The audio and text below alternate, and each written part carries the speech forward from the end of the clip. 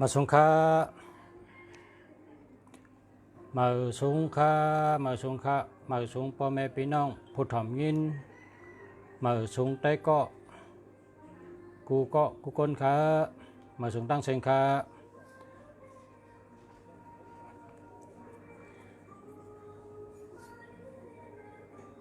มาสงค้ามาสงค้ามาสงค้ามาสงพ่อแม่พี่น้องผู้ถ่อมยินมาสงใต้เกาะกูก้นค้ามาสงตั้งเซงค้า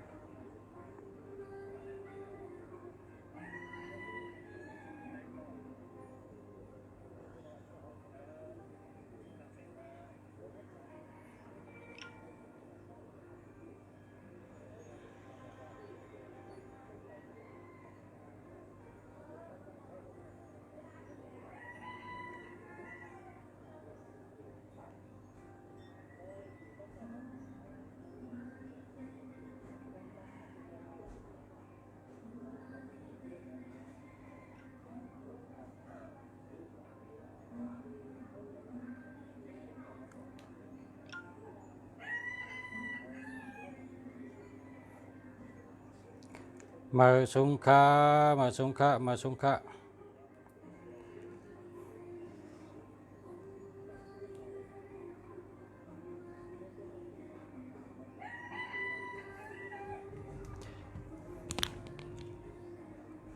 มาสงค้า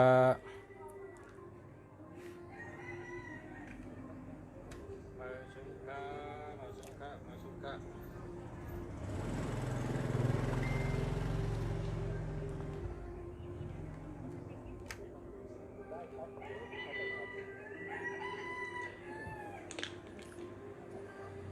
มาสงค้าฮะ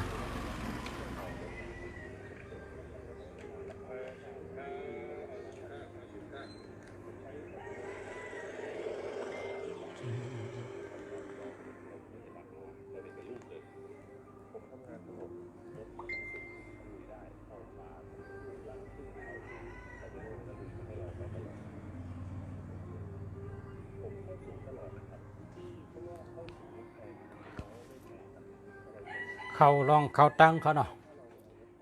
เขาลองตั้งเมื่อในสระตั้งจือโหคอลองตั้งจือโหคอจือลองตั้งเนี่ยตั้งว่าอย่าหาเฮ็ดอย่าหาเฮ็ดป้ออำเคอพันอย่าหาเฮ็ดป้ออำเคอพัน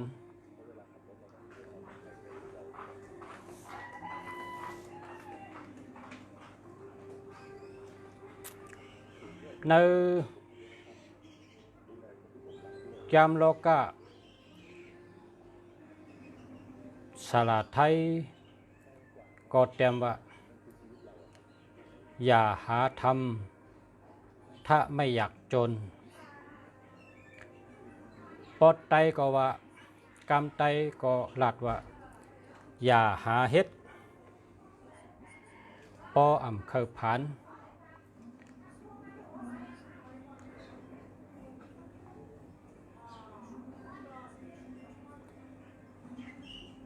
เป็นรองเรื่องนั้นเต้ๆค่ะเมื่อคาตึกหนุ่มคาก็หัน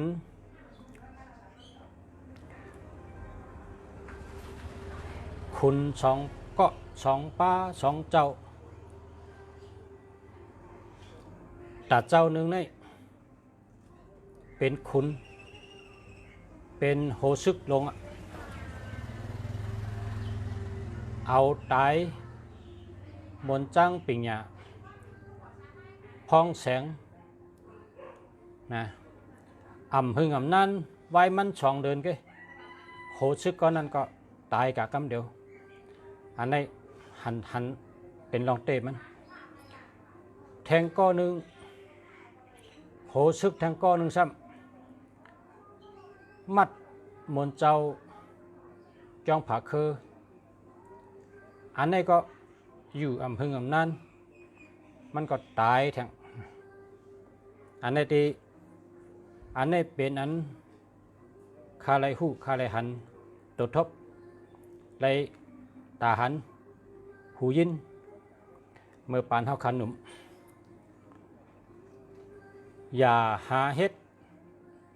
ป้ออ่ำเคยผ่านอันว่านั้นเป็นข้อความห่างดีเกยหมางมิวใน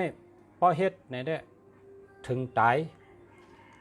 นะป้อเฮ็ดพิษเนี่ยถึงตายอันนี้ก็หันมาเฮ็ดพิษแล้วก็ป้อเฮ็ดพิษเนี่ยตายนะ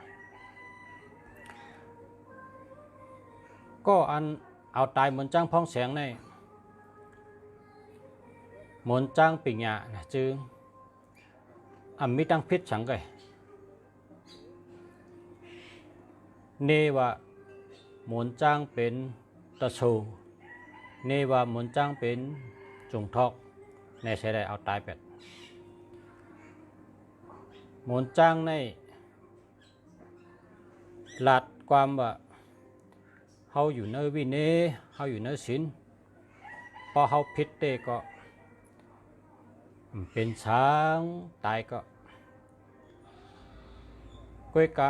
สังว่าเฮาอ่ำผิดพอสูซ้ำเอาตายเฮาเตเฮาสูดูแล้วเหมือนภายปังนั่นเสกรรมละนะบนจ้างป้าเนี่ยหลัดจังไหนไหวเหมันตายได้2 เดือนก็คนซึกก็นั่นก็ตายกำเดียวนะแทงก้องซ้ำบนเจ้าผาเคอนี่บนเจ้าผาเคอนี่มีตั้งพิษมันคนซึกก็นั่นเนว่ากล้าโวกล้าโถลิ้นเนว่าและก็มัดนะและนั่นก็หึงนั้นคนซึกก็นั่นก็ตายก้นนุ่งโค2 แขนนี่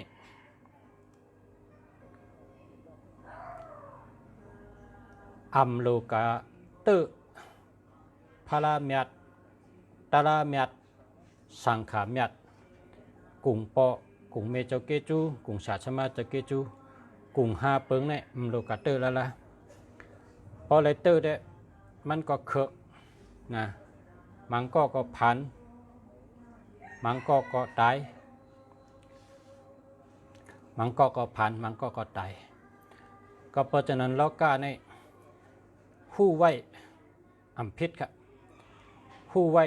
มันเป็นสังเฮาเฮ็ดจอมก็เยาเฮ็ดจอมก็เยาพอเฮาผู้ไว้เขาก็เตมีสติ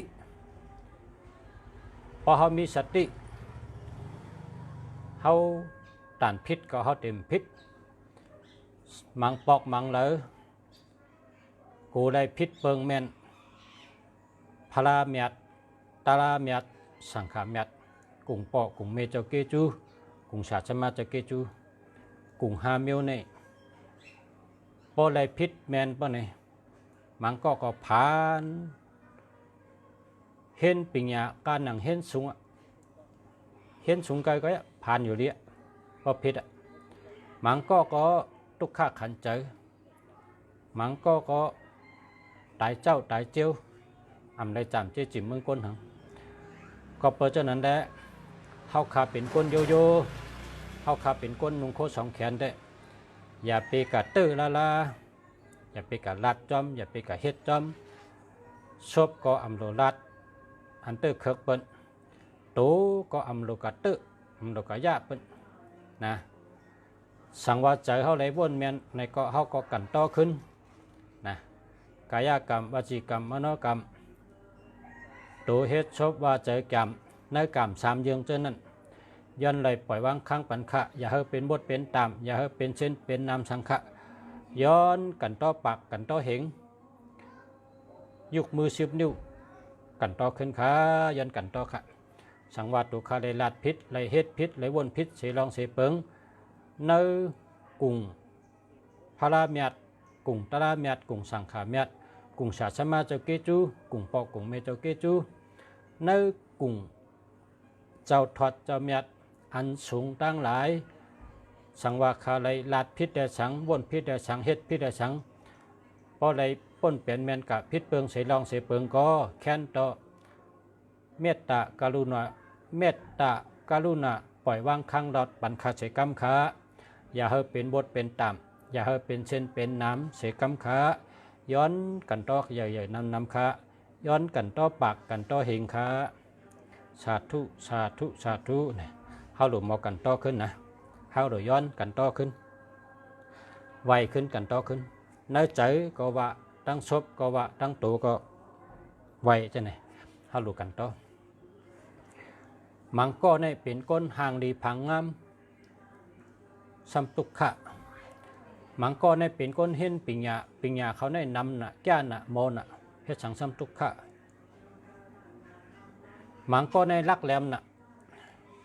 ลักก็ลักแดดก็แดดแหลมก็แหลมเฮ็ดสังสัมตุขะเพราะว่า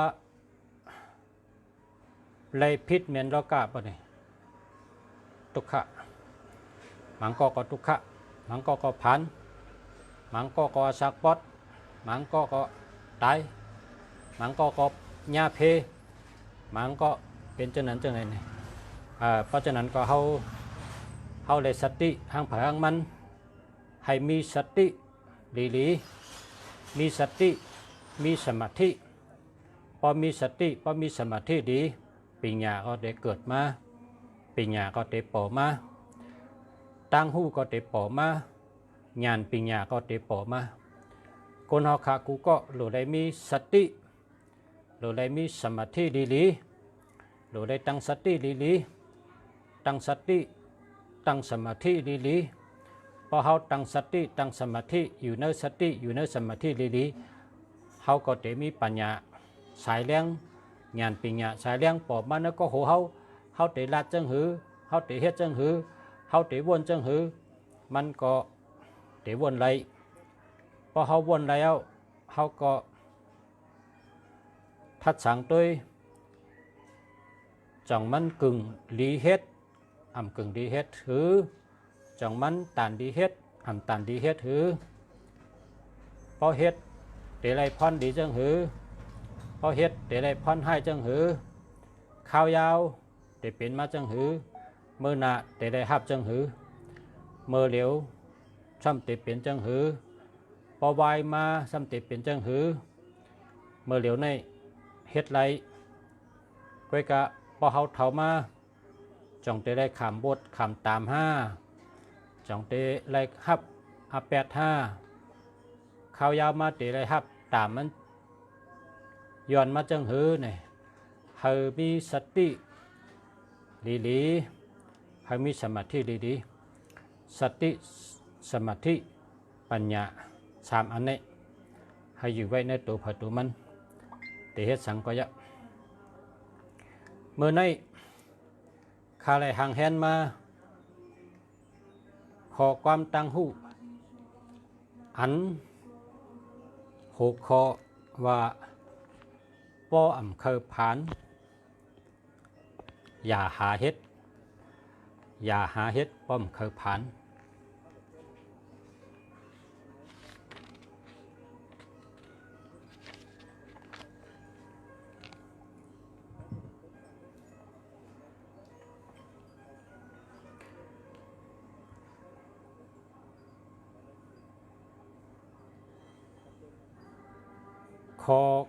ข้อที่หนึ่งใน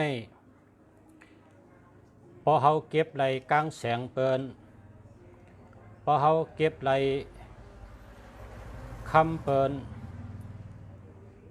พอเฮาเก็บไหลเงินเปิน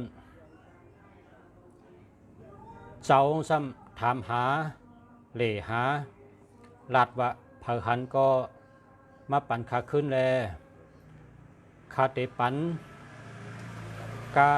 สายหูสายตาสุเจ้าก้อยกลางแสงขาหาย คำคาหายเงินคาหายโคกของคาหายเนี่ยเสลองเสมียวพอเขาจำเป็นก้นเก็บไรป่ะไหนเปิ้นหันก็หลุดไรปันขึ้นเปิ้นอ่ำหันก็ผีหันอยู่ตื้นหลุดไรปันขึ้นป้อมปันขึ้นซ้ำเปว่าเสริงไรซิมไรปียาวข้าวหึงก็เยอะอ่ำป้นไรตั้งผานอ่ำป้นไรละวันหนึ่งมาเตะหบยาตั้งผานลองลู่ซุ่มใหญ่น้ำ3 ปุนเพราะว่าถูกนี้เปิ้นในก็ซ้ำเปว่าเปิ้นย้อนก็หลุดแดนเปิ้นอ่ำย้อนก็หลุดแดนเพราะว่าอ่ำแดนเปิ้นไหนเพราะตายกะเข้าตายก็แต่ละแดนนี้3 ปุนสังว่าเปิ้นตายเป็ดเขาก็ตื่นโดดไหลแดนตีก้นไหลก็แดนตีผีแดนตีพลาแดนตีกุ่งยัตนา3 เจ้ากุ่งยัตนา5 เจ้าแดนใดมีหลายแดนหลายเมียวอยู่ก้อยกะพอถูกนี้เนี่ยตื่นโดดไหลแดน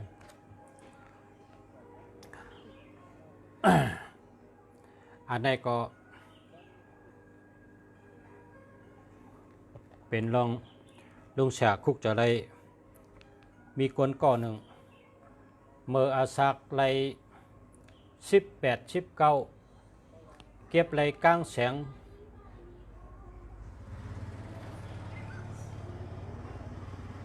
ในมันกายใหญ่กำในซ้ำเก็บแล้วก็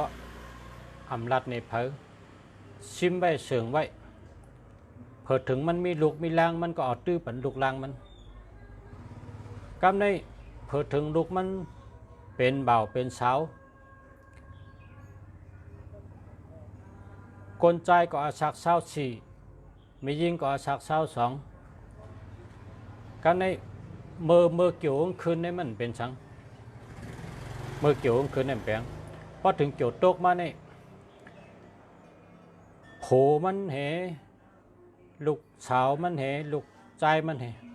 ไล่ตายกะข้าวตั้ง10 วันเนี่ยตายกะ3ก็ตั้งใหม่เย้าเนี่ยไปเย้าซ้ำยาซึกมันตี้เอาลูกใจมันทั้งก้อนหนึ่งกอดตกเคาะป้อทุบเอาไม่กิ่งหน้าแข็งบ่กำมดเอาไม่กิ่งขาพอแหงมัดคอพอกำเผอว่าตามทองนั่นป้นเอาเนี่ยออกมาป้นเอาตั้งใหม่ไปป้นก่อนซ้ำยาซึกแทงจุ่มหนึ่งหมาบเหมือเนว่าย้อนลูกใจสือและเฮาซุมโคมุกซุมสูเตเลแดนเงินต่านโคอันซุมกว่ามีช้างก็เลยขายมดขายเต็มโบเต็มกายเต็มชนเต็มหน้าเต็มเฮิรนเต็มตีอยู่ขายมดก็ทุดเอาลูกใจมันเหตุฉะนั้น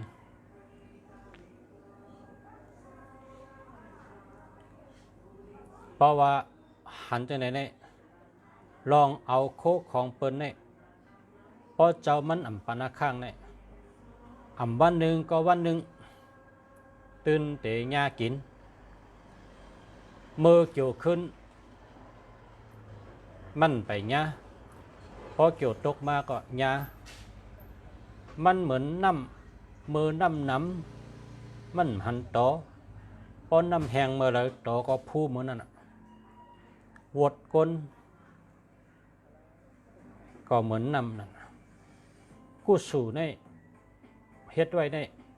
เป็นห้องว่าเป็นน้ำขึ้นพอน้ำแห้งเนี่ยเป็นว่าจุดตกพอเหมือนน้ำเต็มหนองได้คนขี่เฮ่อก็ขี่ไรคนมัดด้วยก็ว่าน้ำแคมเต็มหนองพอถึงน้ำแห้งกึดกลมหลายๆให้ก็เข้า กึดต่อพอแซมมาเชิงไผก็อ้ามมันเหมือนจังนั้นก้นเกี่ยวขึ้นก็เหมือนน้ำเต็มหนองก้นเกี่ยวลงก้นเกี่ยวตกก็เหมือนน้ำหนองแห้งตัวสัตว์อันอยู่ในหนองก็ตายกะจ้อมน้ำแห้งหมอกหมูอันยามกีในหนองก็กีไหลแทงเฮืออันยามขี่เลนในหนองก็กึดไปกำเดียวมันจังขี่แล่นเป็นจังนั้นอันนี้เป็นลอกกะเดี๋ยวมาอ่านอันใดปิ่นมาไว้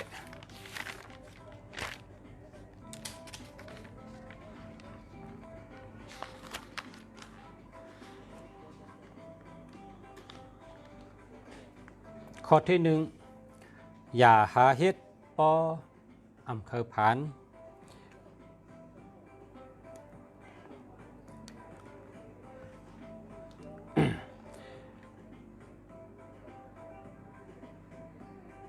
มังก็ในมานในแตกก็เก็บไว้ในเฮินมานไปตูในอันแล้วก็มีอันแล้วก็มีก้อยกับไปตูอันเดียวกันมีเจอให้นั้นนะมานไปตูบางอันแตกแล้วบางอันเต็มไปแตกยังเจออยู่ให้นั้นไปตูนั่นมันเป็นไปตูมานอันตาผักหนึ่งในแล้วให้เขาก็เก็บมันแล้วแปะอันผักที่มันแล้วนั่นห้ามใจอยู่อันผักอันที่แล้วก็ซ้ำปองไว้จึงไหนเนี่ยพาราเฮ็ดก็ผ่านพาราแตกพาราเหลวพาราวิพาราจัดมีเนื้อเฮินย่อมเอากะหลูก้องเอากะหลูที่ก้องไว้อยู่ซาวให้นั้นในก็ผ่าน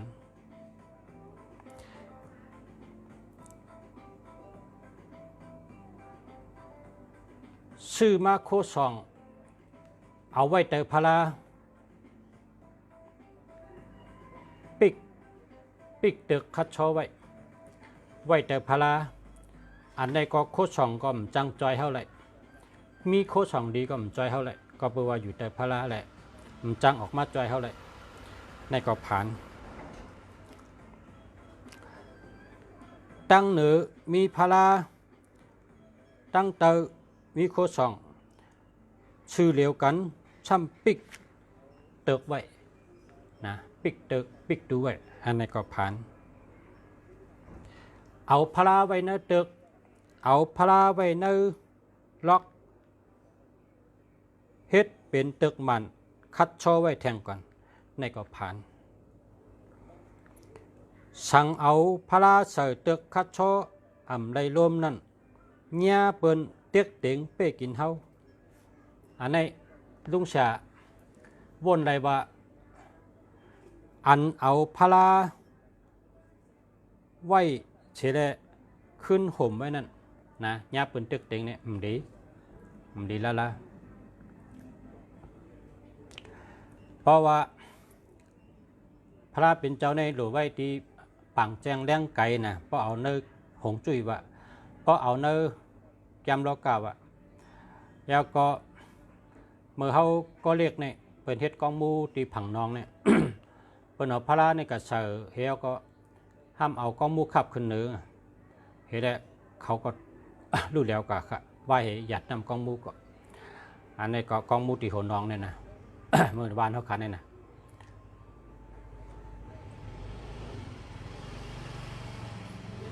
เพราะว่าพาราเนี่ย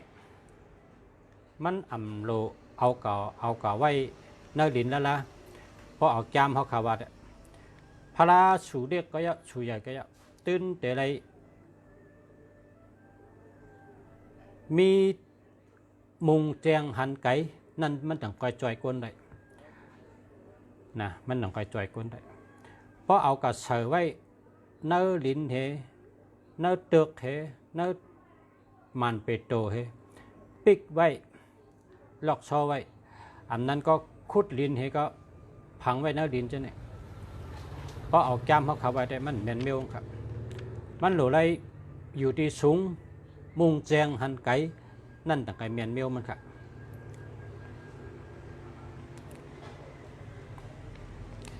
ข้อที่3เฮาเอาสังหลูพระก็อย่าไปเอากาเฮนาพระหลอมด้วยพระซัมป้อมหันอันนั้นก็ไม่ดีครับนั่นก็ผ่านเฮามีพระเฮาอ่ำป้อสุยก้อยกาเฮาเอาอีสังอ่ำหัวเอากาเฮไว้ตั้งนามันเป็นตั้งหลูตั้งตันก็ลีหมอกมอน้ำก็ลีหางนกยุงก็ลีอีสังก็เปิ้นอ่ำเอาเฮนาพระเป็นเจ้าละก็ว่าพระเป็นเจ้าหลูได้มุงหันพระเป็นเจ้าในมันมีผีเปิ้ลนะมันมีผีเปิ้ลศาสนาหาเฮงผีเปิ้ลพระเป็นเจ้ามีเพราะว่ามันก็บ่เอาแก้มเขาขาวาแต่แก้มรอก้าเขาขาวาแต่พอมีพระก็หลูได้มุงแจงหันไก่ตั้งนามันหลูมีสังลับครับสังวาลับไปก็ในก็ผ่านเหมือนกันนะ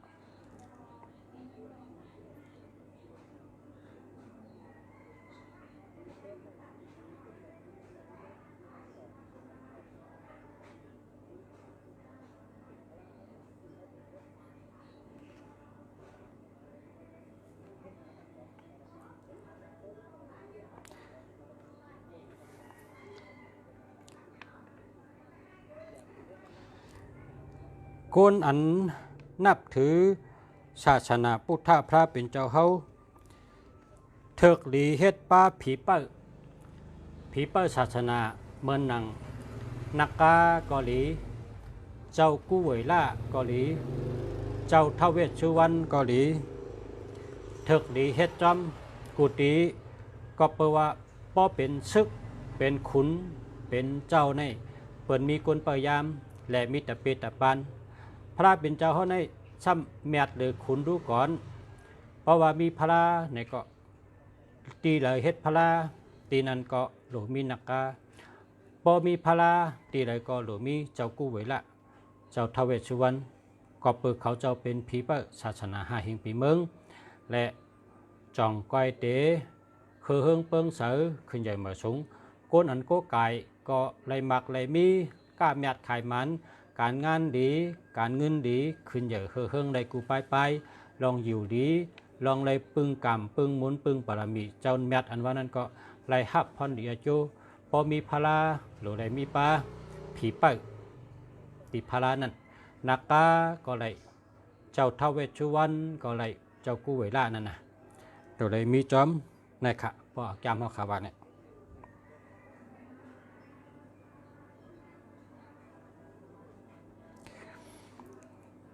ข้อที่5สั่งว่าเฮาเตเอาโคซองเมียวเหลอเข้าเฮิรนก็เมื่ออ่ำไปเข้าเฮิรนหลูไล่ไตเต้นหอมย้อนอักข้างผีเปิดเฮิรนเฉจังก้อยเอาเขาเมืองไทยเปิดห้องว่าเจ้าตีจุกเสลาดว่าขาลุกย้อนอักข้างเอาเมียวในมาตีเฮิรนค่ะย้อนเฮามาจอยก้าจอยขายจอยหาเงินหาคำเฮามักเฮามีมาจอยผ่ายการงานเฮาการงานการก้าการขายเฮามักเฮาบีเฮากินอ่ำเชิงเจ้าใจอ่ำเชิงนั่นค่ะลาดเย้าจังไปเอาเข้าเฮิรนกูเมียวค่ะสั่งว่า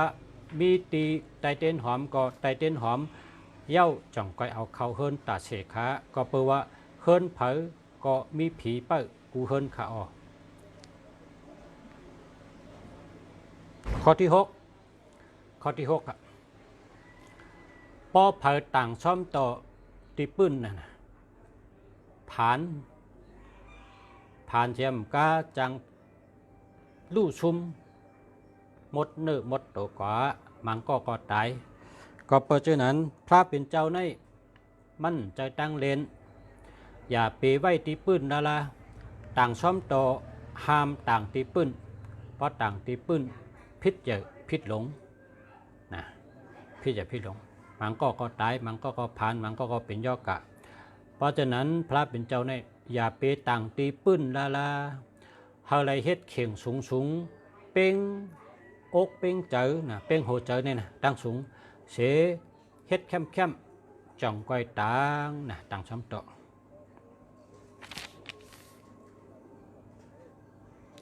ข้อที่7เมื่อจุกอยู่ต่อหน้าเจ้าทอดเจ้าแมดอ่ำนั้นก็เมื่อจุก อยู่ต่อหน้าพระเป็นเจ้าตลาต่อเจ้าสังฆาต่อเจ้าเมียดกุงปอกุงเมเจ้าเกจูกุงชาจะมาเจ้าเกจูเมื่อจุกชื่อต่อหน้ากันนั่นอย่าไปลาดกามว่ามุยหมดลู่แล้วหลายมุยหมดลู่แล้วมดหายไกวเชียงปังเชียงลู่เชียงอย่าลาดลาป้อไรอยู่ต่อหน้า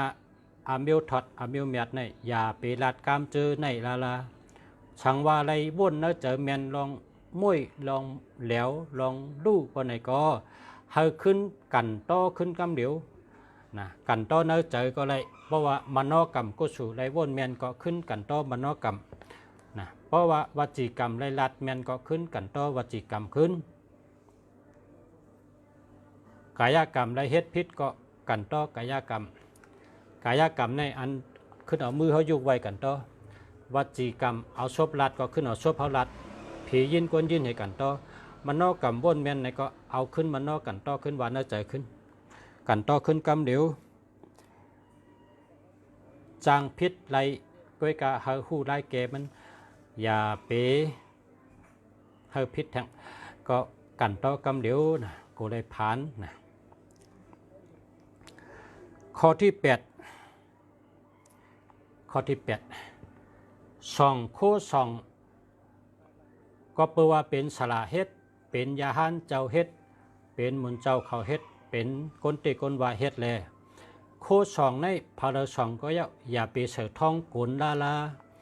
อย่าไปเสือไผ่เตอแอวลามังก็เอาเสือท้องกุนนั่งเตียงก็มีมังก็เอาเสือท้องไผ่เตอแอวป้าจับตัวกว่ามากก็มีอย่าว่าติรวยอย่าว่าติมักมีติผานป้ออ่ำเคยผ่านอย่าไปเฮ็ดอย่าหาเฮ็ดป้อมเคยผ่านสองโคสองเมียวเลยก็ก็เปโคสองเป็นสละเฮ็ดโคสองเป็นยาหันเจ้าเฮ็ดโคสองเป็นผู้ดีก้นเมียดเขาเฮ็ดมาแหละอ่ำลีเอาไว้ไผ่เตอแอวละนะ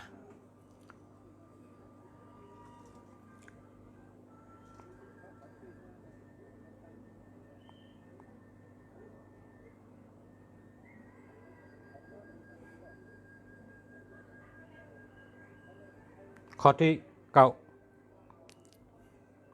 าอย่าจามโคสองลาอย่าไปยื้อโคสองลาโคสองในบางอันเป็นเจ้าเมียดเฮ็ดบางอันเป็นยาหันผู้มีปรมีเยอะผู้มีศีลสมาธิหลีจอมวิเนลีเป็นยาหันตะอำนั้นก็เป็นปุกโกกามใหญ่มุนชุงเขาเจ้าเฮ็ดไว้อ่ำลีจามละอ่ำลียือละเมื่อมีโคสองก็เฮายุ่มยำว่าโคสองเตจอยค่ะเมื่อขามีเพขาเตดอดเพอยู่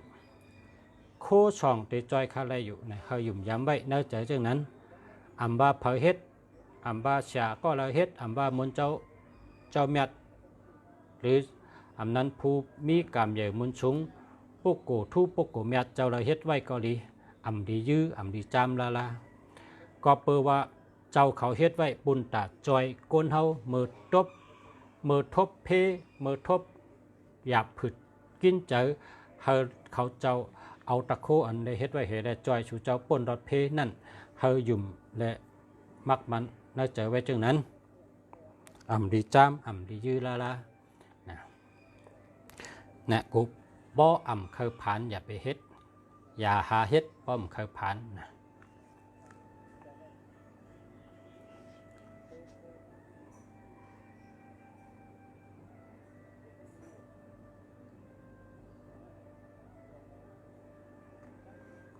แทงเมียวหนึ่งสลาเปิ้นเฮ็ดไว้เป็นก้อนเป็นลุงอีหยาอำนั้นก็เป็นลักพ้อยเป็นอ้างใช่ไหมอย่าไปก๊อกอย่าไปผ่าก็เปว่าโคสองเปิ้นเฮ็ดไว้จุกไว้ช่างใจไว้ต่างซิกที่ไว้เย้าพอเผยผ่าเผยยะเคยตุ้ยเคยหันว่าเนอมันเป็นเจิ้งหือ เตกู้เหี่ยวก็เฮ็ดขายกินอำนั้นก็เตยึงกระถางว่าฮื้อเนี่ยเตตึกเขือกเขากว่าตั้งนาเจอในอำดิยะอำดิผาลาลาปออำเคยผ่านอย่าไปเฮ็ดนะอย่าหาเฮ็ดป้อมเคยผ่านเนี่ยว่า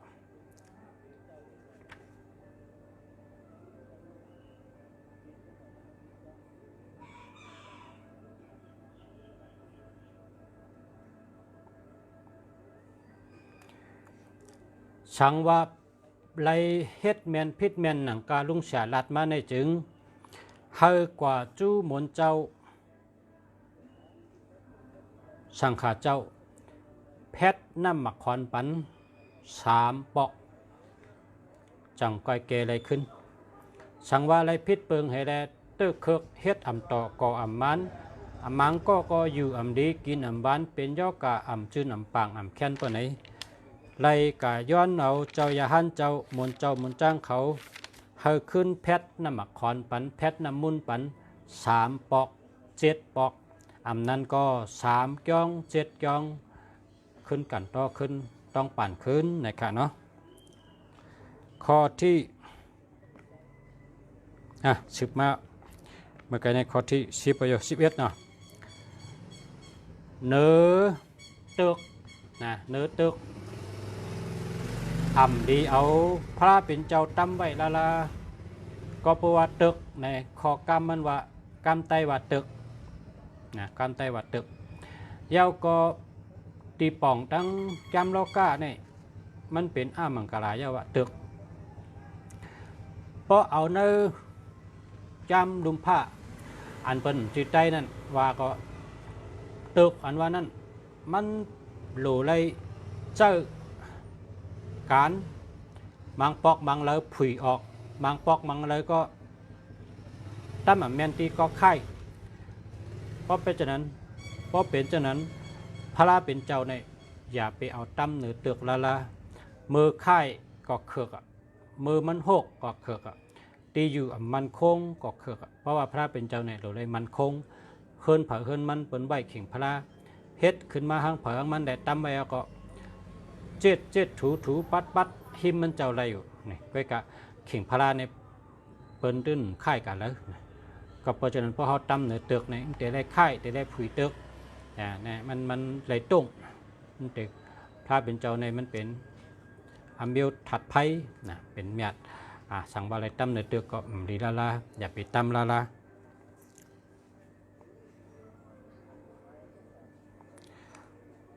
ชื่อโหพักตูก้นไปเข้าไปออกเนื้อโหพักตูอันนี้ก็ดีตั้มเตอคือเตอการเตอปีเตอตงก็ดีตั้มพลาชื่อเสาลีอันนี้ก็ดีตั้มพลานะ1 วัน 1 ปอกนะเฮาได้หลู่น้ำพระเป็นเจ้าวันศีลวันธรรมวันเหลินมนนะวันศีลไหนหลู่ไรเอาหมอกก็ไรยอดไม้ก็ไรนะอันเป็นธรรมชาติไวกันต่อพระเป็นเจ้านะสังว่ามีพระที่เฮิรนเขาก็พอวันศีลซื้อหมอกมาไว้มาพอไว้กลางเนื้อกลางคำก็จุนเลยสังว่าเขาเป็นคนอยู่เนื้อถึงเนื้อคือก็พอถึง15 คำบันเดินบนก็ย้อนเอายอดไม่ยอดตอกยักเอาเหี่ยวก็แตนเป็นหมอกในก็ไว้ไรในวันเดินบนไว้ไรกันต่อไว้พอถึงเดินบนแต่เฮาคุกจะไรเอายอดไม่อันเตะหมอกอันเตะไว้เสเตะไรตั้งเขาเจ้าจอยเฮาไรเฮ็ดให้เขาเจ้าจังจอยเฮาไร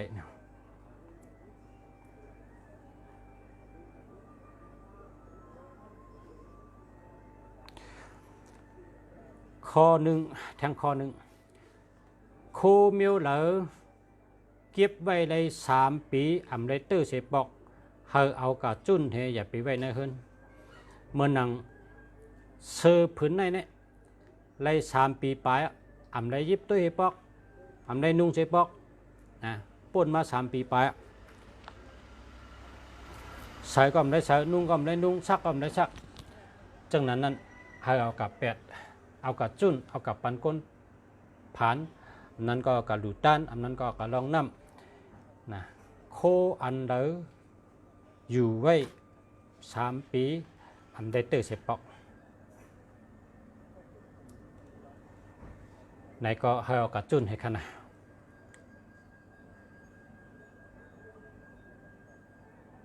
แมนขยะเจ้ากู้เวลาในเป็นกำมันค่ะท้าวเวชสุวรรณเป็นกำไทยค่ะเจ้าเดียวกันค่ะปนเนปริกีมีในอัตนาที่สุกก็ว่าเจ้ากู้เวลาในปัปปะจานิยกรรมวาก็เจ้ากู้เวลาพอเป็นในเป็นกาศ3 กองจำเจ้าเวสาวันเวสะสุวรรณท้าวเวชสุวรรณป่องอันเดียวกันครับสุวรรณในป่องว่าคำครับกำปาลีว่าสุวรรณก็มากำมันว่าสุวรรณนั่นสุวรรณในเป็นคำครับจือเต้เต้เจ้าอันกู้เวลานั่นนะ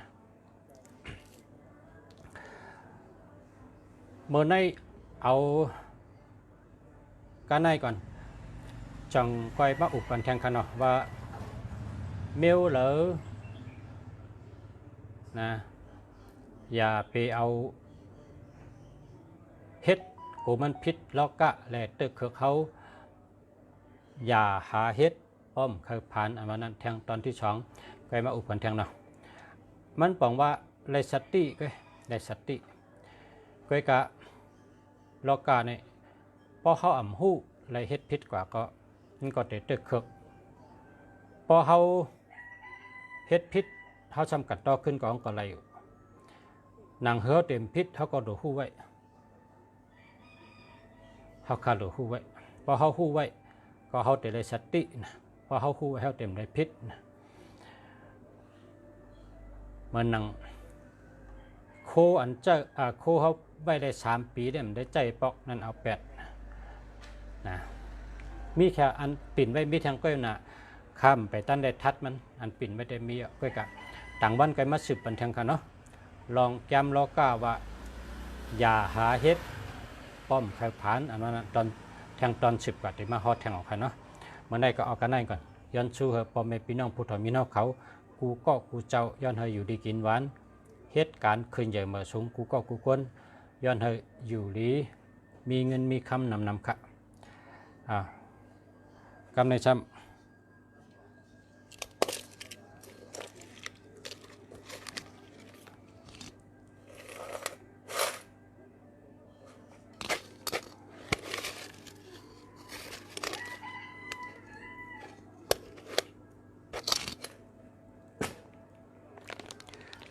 นั้นอันในเจ้าศิวลีขี่แป้ครับเพราะว่าพอไม่เป็นน้องเฮาก็เลยผู้เลยใครก็ไก่เจ้าศิวลีขี่แป้เป็นต้องค่ะเป็นต้องเป็นจัดกลางจัดหึงเอาค่ะเนาะอันนี้ก็ศิวลีขี่แป้ใครก็กับสืบมาขนาดอันนี้เจ้าศิวลีขี่แป้เจ้าศิวลีขี่แป้ขี่โตขี่มากมีขี่จ้างก็มีค่ะในจำเป็นเจ้ากู้เวละเจ้าท้าวเวชสุวรรณเจ้าเวสะสุวรรณเจ้าเวสะวันองค์เดียวกันเจ้าเดียวกันเมืองแก่ปานก็เป็นนับถือนะเมืองที่8เป็นก็นับถือเมืองที่8ในเป็นห้องสัมภารานะเมืองแก่ปานเป็นห้องพิชมอนจือได้เมืองอะไรเมืองได้เหมือนกันเพราะเมืองเขเป็นห้องไซสีเอะจือได้เป็นห้องจอมตีปองความเมืองเผยเมืองมันก็เหมือนใต้เขาน่ะลุงแสกก็ว่าจะเปิดเงินจะเปิดคำก็ท้าวเวชสุวรรณนี่ก็กำใต้เขาก็บอกว่าคำนั่นน่ะสุวรรณก็สุวรรณนั่นน่ะสุวรรณนี่บอกว่าคำก็อันเป็นว่าสุวรรณแซมสุวรรณผงมิสุวรรณก็คำนั่นจือเนื้อปาลีปริกีก็เจ้ากู้ไว้ละอันนี้ หอยคอบ่มีจับโตเปิ้นเฮ็ดปยอกะอำเตอเฮาไลกาตะหนึ่งเปิ้นเฮ็ดผีตายหุงอันเปิ้นเอาตายแต้งตายพันตายผีตายหุงตายหาอำมาเตอเฮาไลละมาจำเฮาไลละป้อไลช่องกว่าตั้งใดก็ลอดเพไลอยู่ดีกินหวานไลลอดเพกว่าวันละมึงไลก็หอยจับตัวไว้ได้โกนะการนอนตีไลก็นอนเนื้อเถินเนื้อคือตีผีต้นไม่ใหญ่ผีห้อยผีลอยผีเถินผีคือเขาก็เฮ็ดเพต่อเฮาไลหลอกเฮาไลนะผีป่าเฮวก็หลอกไลผีก้นตายหุงตายหาฉะนั้นก็หลอกไลเปิ้นเฮ็ดประโยกะต่อสู่มิจฉาชาลาออกล้านชาลาปล่อยประโยกะตั้งเซงก็เป้กูมิวช่างว่าเปิ้นนิกนามเฮาไว้เฮาก็ปูจาไว้เนื้อเฮิรนนั่นก็เตเป้ที่เมืองไต้ตีหนึ่งคำราตะวันคาโกเตเป็นเพศทั้งเมืองเฮาที่วันหนึ่งมีเปิ้นเฮ็ดอำดีใส่กันเอาลูกคนตายมาผังเนื้อเตอเฮิรนเขาการในลงจากก็ให้เขาปูจามือ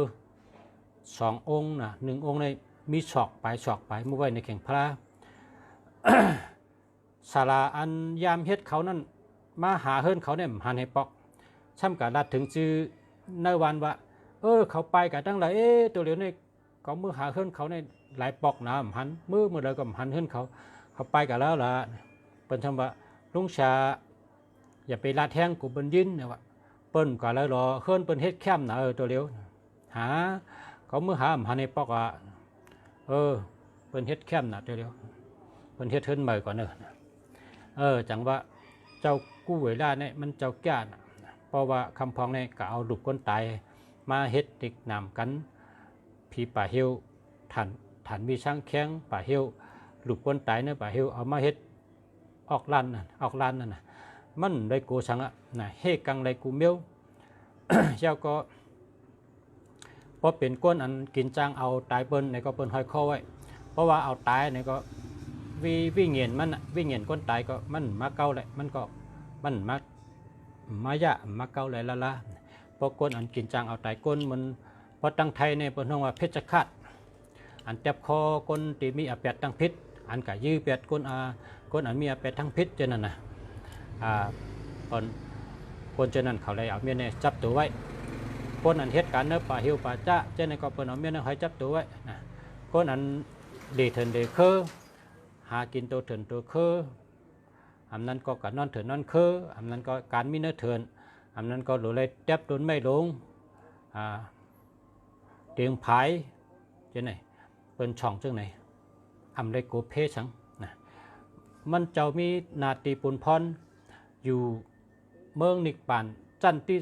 เมืองนิกปานนี่เจ้าอยู่จันที่4นะเจ้าเนี่ยอยู่จันเมืองนิกปานจันที่4เมื่อพระเป็นเจ้าเฮาขึ้นเมืองผีเมื่อฮอตลาขอดเมนั่นมันเจ้าเนี่ยขึ้นกับชนตัวมาผีตั้งหลายมาทำตลาพระเป็นเจ้านะมันเจ้าเนี่ยมีจันเป็นขุนหอคำผีดังเสียงเป็นผีเนื้อผีขุนหอคำเนื้อขุนหอคำดังเสียงนะเป็นขุนหอคำผีไปจะชุงเนื้อขุนหอคำแทงเพราะว่าขุนหอคำมันมีหลายปลาเลยอันนี้เป็นขุนหอคำเนื้อขุนหอคำดังเสียงนะ มันเจ้าอยู่จันที่4นะอยู่จันที่4จันที่1อันขึ้นกับนิกปานจันที่1นี่เหมือนนกกาโลนเขาจะอยู่กันในพอขึ้นกับจันที่4ในเจ้าป่าในอยู่เมืองนิกปานจันที่4จัตุมหาราชิกาตาวาติงชา เปียมาตุสีตาอันเขาเอาไว้พระนั่นนิกปานนั่นเป็นจัน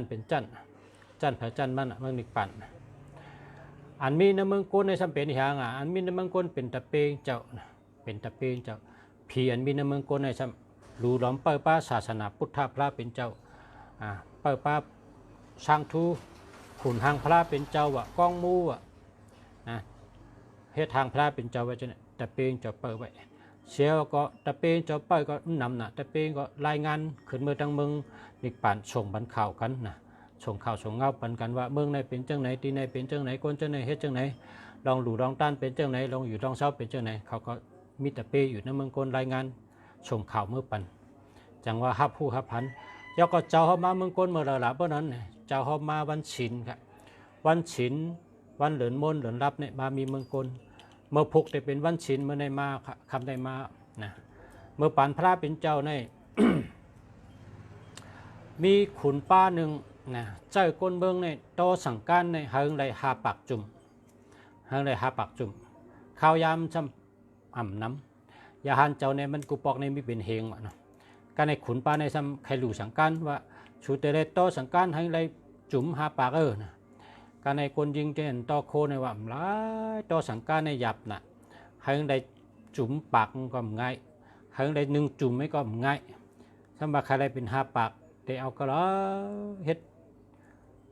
ขุนเองเป็นขุนแค่ปันต่ำก้นเมืองแกนะเป็นก็ว่าจังนั้นการในเปิ้นก็ว่าต่อเลยเย้าก็ต้มเย้าก็ต่ออามิ่งขุนงเย้าก็คือก็ต่อกันนั่นน่ะเปิ้นก็ตั้งวันตั้งหน้าพร้อมกันต่อสังการน่ะสังการตะกุกเขาได้รู้อย่าหันเจ้า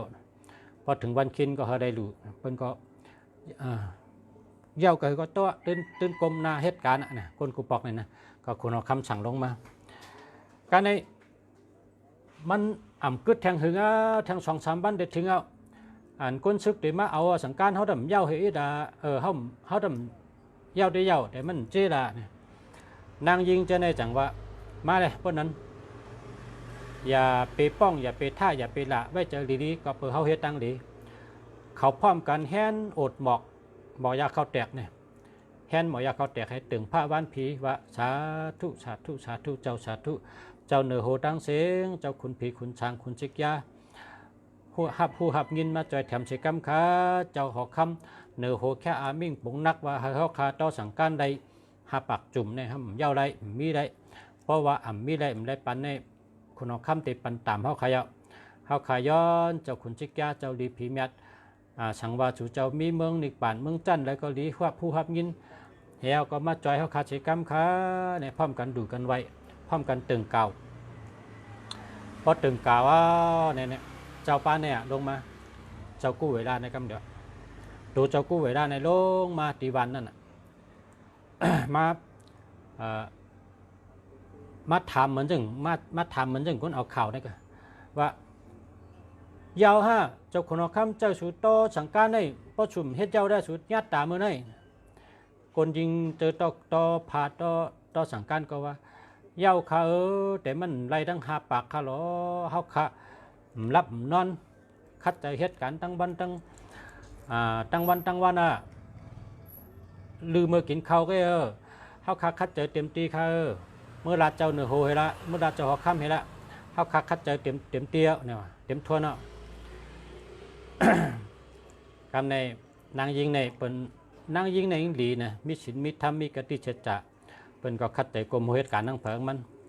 คำมากลางคืนน่ะเนาะมากลางคืนนางยิงหมังก็ว่าเขาตึงผ้าวันผีย้อนเขาเจ้าดีผีเมียดมาจอยค่ะเพราะโกนได้มันยาวแล้วนะ กำในช้ำเจ้ากู้เวลาในจังลาดว่าเขาเจ้านี่แหละไรฮับไรหู้ไรยินว่าชุดตึงเขาก็ลุกเมืองนิกปั่นจันที่สี่ลงมาเขาได้มาจอยชัวนางกลจะในก็ห่มจมพร้อมกันสาธุโจมจะมาจอยกะเขาได้คือให้เย้าอะไรเนี่ยเขาได้สังการเขาก็ว่าหนึ่งก้อนให้เอาหนึ่งจุ่มไปหนึ่งก้อนให้เอาหนึ่งจุ่มไปสูยิบเอาสังการหนึ่งก้อนหนึ่งจุ่มเสนอมือสูละพอถึงวันกับสังการยาหันหาปากเจ้าได้เข้าเวียงเนี่ยหาสูเจ้ากันนั่งแจนกันที่พักดูยาหันมาปางก็สูเจ้ากับสังการ2ป้าก็กับ3ป้าก็กับยาหันตั้ง5ปากเตะไรสังการเจกูจุ่มกูเจ้าแล้วก่อนเนื้อมือสูในสังการก็จุ่มในตึกมีไว้การในนางยิงก็ห่มจมสาธุให้เหมือนอย่างเจ้าเขาลัดใส่กำขะเขาขัดเต็มระยะตามคุณเอาคำนะ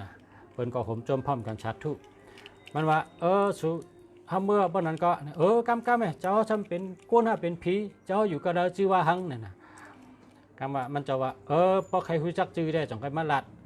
ใครหูจักว่าอยู่เมืองเดิมจังใครมาลัดเมื่อได้ลัดกันลองว่าสูได้ดูสังการเจ้าสุ่มดูไม่เจ้าใครนอนก็นอนใครเรือก็เรือแล้วน่ะเท่นั้นให้ก็อันเจ้าก็ขึ้นเมื่อขึ้นหนึ่งป่านเมื่อขึ้นเมืองหนึ่งป่านครับก็เมื่อขึ้นเมืองหนึ่งป่านขึ้นพอเมื่อก็ พอถึงวันดูสังการก็ก้นในวันนั้นนะก็เลยดูสังการเจหาปากจุ่มจำหนังยาฮันเจ้า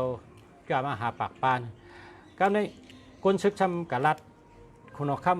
ำก้นยิงจะในเปิ้นว่าให้เอามาสังการหาปากจุ่มเมื่อเดี๋ยวในเขาได้มาก็จุ่มก็ได้คุณเอาคำก็ว่าปะด้วยกันเนี่ยปะด้วยเขาดูว่าเขาเลยดูเจกันก็เย้าน่ะยาฮันเจ้าก็มาลูกเจ้าคุณเอาคำก็อยู่ในหอประสาทให้ปะด้วยพอสังการเจตั้งยาฮันหาปากเอาในเปิ้นก็ขึ้นกับต่างรัฐว่าเลยเจียวค่ะสังการก้อยกะเนื้อมือคนยิงกึศแถวนึกจุ่มเข้าเนี่ยก็ในคุณเอาคำในหัวว่าในเมืองเขาในมีอันทัดอันแมดในเมืองเขาในมีก้นแมดในเมืองเขาในมีก้นดีก้นแมดอะไรมีภูมิศีลมีธรรมอะไรคุณเอาคำในหัวคำเดียวคุณเอาคำไปลูกเอาที่ชุ่มลงมาทบนางยิงฉะนั้นชูคาไรหังเขาติดเขาเจ้าเมียวเขาปั่นได้เขาปั่นชูดูหังก้นต่อสังการจะในเขาโหมจมน่ะชูเจ้าจะในเป็นก้นแมดเลยเนี่ยเขาคุณเอาคำก็จมชูก็ได้ก็ชูเขาก็ได้ก็ชูได้เป้งกันหน้าคุณเอาคำก็โหมจมขอบใจขอบคุณเขาให้เขาก็ได้ไรญาหลามไรญาท่าจังวายเสียนั่นวายเฉยเปิ้นดูต้านหยัดหน้ามาจังนางยิงเจนั้นว่าเขาใครคู่ขุนเจ้าขุนเจ้าขุนผีอันมาจอยเขาเนี่ยเขาแต่ได้โก้ไก่ถูกเขาแต่ได้ไวถูกเขาแต่ได้นับถือถูกเขาตักใครคู่จึงละวายมาจนเป็นอย่างคู่จึงเป็นอย่างถามตีละถามพอถึงพระเป็นเจ้าอย่างใครคู่จึงว่าเจ้าเวยสวรรค์เจ้าเวยสวรรค์เวยสะสุวรรณะนั่นปั๊บเป็นเตรียมตั้งมาในเป็นห้องว่าสุวรรณะปั๊บตั้งไทยในเขาอ่านว่าสุวรรณสุวรรณก็คำนั่นนะการป่าลีในพอเมืองไทยดังเมืองมาในห้องมันเหมือนกันนะพระเป็นเจ้าเขาในพระเป็นเจ้าอันเท่าไว้ตัวเลยในปุกทะกตมะเนี่ยปุกทะกตมะเพราะการไทยในเขาห้องว่าพระโกดมพระโกดมเขาห้องเหมือนกันพระเป็นเจ้าอาลีมิเตยะอันที่ป้องมาตั้งนานเนี่ยพอกำไตเนี่ยเป็นว่าเจ้าอาลีมิเตยะที่ปอกป้องหึงเนื้อมึงเนี่ยก้อยหน้ากำไทยเขาจะมาฮือพระศรีอริยเมตไตรเนี่ยเหมือนกันครับเสียงออกเหมือนกันปารีเพราะฉะนั้นก็เขาคายุ่มย้ำว่าพอมีพี่น้องผู้ทำพี่น้องเขาก็เตะเลยหู้ลองว่าออกเสียงปารีเมืองไทยเนี่ยมันเหมือนกันแล้วก็อย่าไปว่ามันเจ้าเดียวกันเนี่ยอย่าไปว่ามันเป็นเจ้าเดียวกันค่ะก้อยกะออกเสียงอ่านมันเหมือนกันกันนั่นเก้ยนะ ค่ะค่ะก็เลยอันนี้ก็พูดจาอะไรนะสั่งมาอะไรคาเดชงปันนะเจ้ากู้เวล่าวังจังไหนก็ได้เจ้าท้าวเวสสุวรรณไหนก็แล้วว่าอะไรเจ้าเวชวัน นะเวชะสุวรรณะก็ไรนะเป็นชื่ออันเดียวกันพอใครโก้ไก่ก็สั่งมาข้าก็จะชงไปชนีปัญชุเจ้านะในข้าใส่กรอบหอยคอเลยนะแล้วก็อันในซ้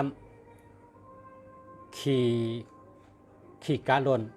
อันในซ้ำขี่กาดนค่ะขี่กาดนอันนี้ก็เจ้าเดียวกันค่ะขี่กาดนก็มีค่ะเนาะนั่นก็เจ้าเลยก็เลยใครก็สั่งมานะข้าจะส่งไปชนีบัน